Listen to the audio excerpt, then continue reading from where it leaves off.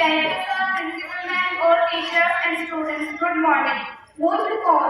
मुल्ला नसीरुद्दीन का नाम किसने नहीं सुना है?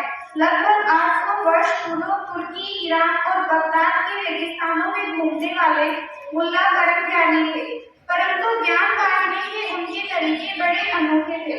वे लेक्चर नहीं देते थे, बल्कि हास्यास्पद हरकतें करके समझाने की कोशिश करते थे।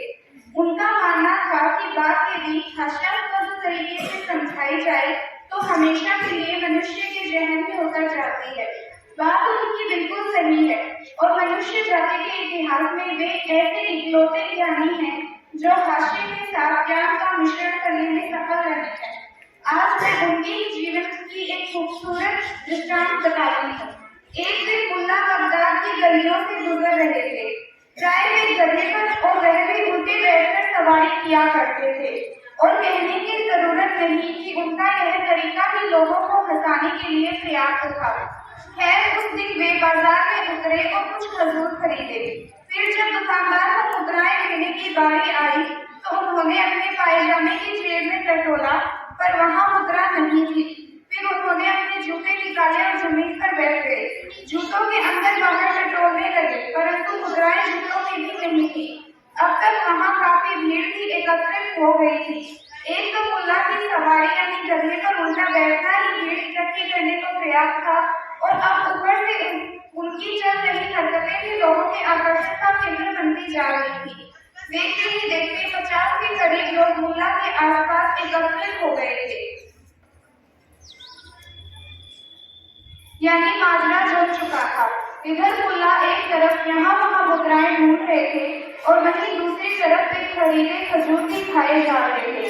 निश्चित ही दुकानदार इस बात से थोड़ा टेंशन में आ गया। एक तो यह व्यक्ति उटपटांग जगहों पर मुद्राएं ढूंढ रहा है और ऊपर से बिना मुद्रा चुकाए खजूर खाए भी जा रहा है। कहीं मुद्राएं नहीं मिली तो क्या इसके पेट से खजूर निकालूंगा?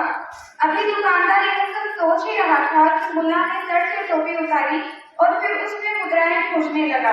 अब के दुकानदार से नहीं रहा गया। उसने सीधा मुल्ला से कहा, यह मुद्राएं यहाँ वहाँ क्या खोज रहे हो? सीधे सीधे कुर्ते की जेब में क्यों नहीं देखते?